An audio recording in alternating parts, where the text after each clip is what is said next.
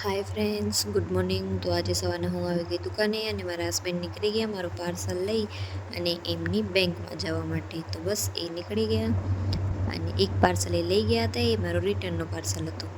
પછી હું ફટાફટ તૈયાર થઈ ગઈ કેમ કે આજે અમે બધા જવાના હતા મેળામાં. તો દુકાને આવી અને પછી હું તૈયાર થઈ ગઈ કેમ કે સવારના ઘરેથી ફટાફટ આવ્યા હતા. પાર્સલ આજે વહેલો આવી ગયો હતો એક સાડીનું, તો એ રિસીવ કરવાનો હતો એટલે ઝપાટે બસ નાહીને આવી ગયા હતા. દુકાને આવી અને તૈયાર થઈ ગઈ મેળામાં જવા માટે. તો પાર્સલ પણ આવી ગયું હતું ત્યાં સુધી. તો હાલો તમને જે પાર્સલ છે એ ખોલીને બતાવું. તો હાલો ખોલીને જોઈ લઉં કે પાર્સલ છે એમાં બધી સાડી બરાબર આવી છે કે નહીં. આ જે પાર્સલ હતું એ છે મારી દુકાનમાં જે હું સાડીનો માલ મંગાવું એમાંથી અમુક જે ડેમેજ પીસ હોય એ પછી રિટર્ન કરવાના હોય, તો આ એ જ બધા પીસ હતા. તો હવે જોઈ લઈએ કે જે ડેમેજ પીસને રિટર્નમાં જે સાડીઓ મંગાવી છે એમાં પણ કાંઈ નુકસાની તો નથી ને. તો બસ હું પાર્સલ ખોલતી હતી તો ખબર નહીં કેવી રીતે એમને પેક કરી આપ્યો હતો, ખુલતો જ ન હતો. પછી અડધો જેમ તેમ ખોલી લીધો અને ઉપરથી બધી સાડીઓ કાઢી લીધી. તો સાડીઓ દેખાવમાં તો બરાબર લાગતી હતી, હવે ખબર નથી અંદરથી કેવી નીકળશે એટલે એ બધી જોવી પડશે.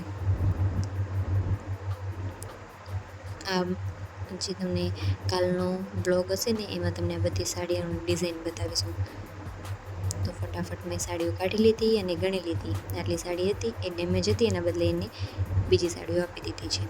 તો બસ પછી અમે બધા નીકળી ગયા મેળામાં જવા માટે. રસ્તામાં બધા લોકો માતાના મઢ હાલીને જતા હતા, ઘણા બધા જણા જતા હતા અને આ બધા સેવામાં પણ હતા એમની. અને રસ્તામાં કેમ્પ પણ લાગેલા હતા. તો બસ એ બધું જોતાં પહોંચી આવ્યા અમે મેળામાં. તો મેળો આ હતો એ હતો કબરાઉમાં. તો બસ કબરાઉ આવી ગયા પછી અમે બધેથી પહેલાં ગયા મંદિરે દર્શન કરવા માટે. તો મારો ભાઈ ને મારી બેન પણ આવી ગયા હતા અને પછી અમે બધા ગયા અંદર મંદિરમાં દર્શન કરવા માટે. તો મંદિરમાં બહુ જ ભીડ હતી અને અહીંયા લગભગ બધા આજે શ્રાદ્ધ નાખવા પણ આવે છે. તો એવું બધું પણ કાર્યક્રમ અહીંયા આજુબાજુ છે તો બધું. તો અમે આવી અને પછી દર્શન કર્યા. જો બહુ જ ભીડ હતી, આમ મજા નથી આવતી બિલકુલ. આડા દિવસે આવીએ ને તો મજા આવે. તમને પણ અહીંયા દર્શન કરાવરાઉં. પછી દર્શન કરી અને પાછળ જે આ તળાવ હતું ને એમાં ઘણી બધી મછલીઓ હતી અને કાચબા પણ હતા. જો તમને દેખાતા હશે, ઘણા બધા કાચબા હતા, ઘણી બધી મછલી. આમ મસ્ત લાગતું હતું. અત્યારે કમળ તો ઉગેલા ન હતા, સિઝન નહીં હોય લગભગ, ને કાંઈ મસ્ત કમળ હોય. તો બસ એમાં દર્શન કરી અને આવી ગયા અમે મેળામાં. તો પહેલાં તો બધી વસ્તુઓ જોઈ અને પછી 1-2 વખત મેળામાં બધો ફર્યા અને પછી અમે કરી શોપિંગ ચાલુ. તો બધાથી પહેલાં અહીંયા કંઈક હતું 20 રૂપિયામાં આપણને એક ટિકિટ આપે, એમાં જે નંબર લાગેલા હોય એ પ્રમાણે આપણને વસ્તુ આપે. તો મેં લીધી. તો એમાં મને શું આવ્યું હશે કહું, એક 10 રૂપિયાવાળું ચાકુ. તો બસ એ પણ અમે લઈ લીધું અને પછી અમે બધા ગયા હતા ગોલું ખાવા માટે. તો હાલો તમને પણ બતાવું.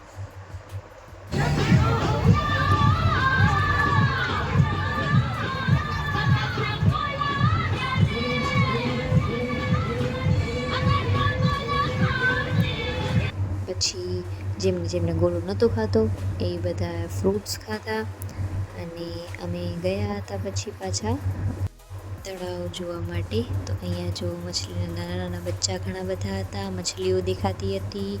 પછી અમે ત્યાં થોડી વાર બેઠા અને પછી ઓલમોસ્ટ મેળો ફરાઈ જ ગયો હતો. તો એ બધા જે હતા મારા ભાઈ બહેન ને એ તો ઘરે હાલ્યા ગયા. પછી અમે સાંજ થઈ ગઈ હતી અમને. પછી અમે ફ્રૂટ્સ ખાધા પાછા અને બીજી વાર મેળામાં ફરવા લાગ્યા.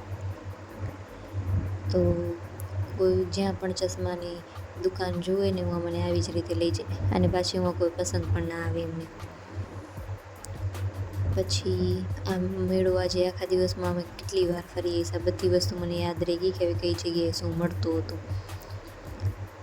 તો જોઈ લીધું બધું. પછી મેં કીધું હવે હાલો, હું થાકી ગઈ છું, હવે મારાથી હલાતું નથી. ત્યારે મારા હસબન્ડ માન્યા અને અમે મેળામાંથી નીકળવા લાગ્યા. તો બહુ જ આજે તો ભીડ હતી એટલે નીકળાય એમ નહોતો. પાછું પાર્કિંગ એ બહુ જ ગામના છેલ્લે કરી હતી. તો હાલી હાલીને પહેલાં અમારી એક્ટિવા સુધી આવ્યા, પછી એક્ટિવા કાઢી, ઘણી વાર થઈ ગઈ હતી. જેમ તેમ એક્ટિવા નીકળી તો ગઈ. પછી બહુ જ ભીડ હતી ને પાછી બધા માણસોને આવ જાવ ઘણી હતી એટલે બહુ જ ધીમે ધીમે હલાવવી પડે, નકા કોઈકને ડોરને લાગી જાય. પછી જેમ વાડે નીકળવાનો ટ્રાય કરી તો આ બધી ટ્રાફિક.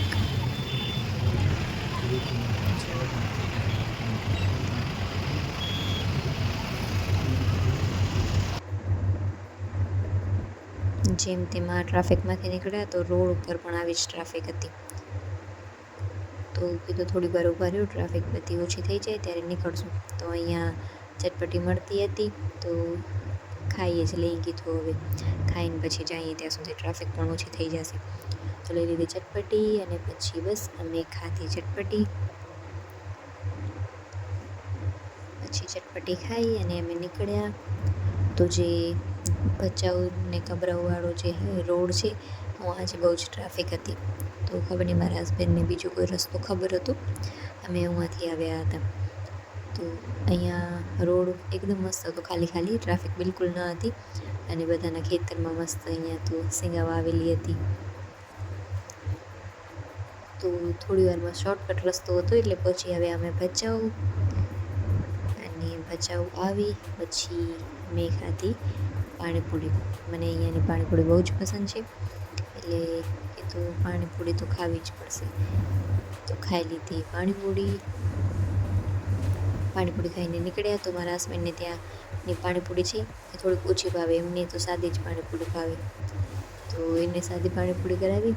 તો મને ત્યાં પાણીપુરી બહુ જ તીખી લાગી હતી એટલે મેં મારા માટે ખાલી સાદી પાણીપુરી, પાણી વગરની પૂરી ખાલી કરાવડાવી હતી મસાલાવાળી.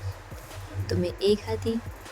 એમની પાણીપુરી આવી, એમને ખાઈ લીધી. પછી અમે નીકળી ગયા ઘરે આવવા માટે, કેમ કે હવે તો હાથ પગ ને કમર એવો દુખતો હતો ને વાત જવા દો. તો ઘરે પહોંચી આવ્યા અમે. તમને આજનો મારો બ્લોગ ગમ્યો હોય તો લાઈક, શેર ને સબસ્ક્રાઈબ કરજો.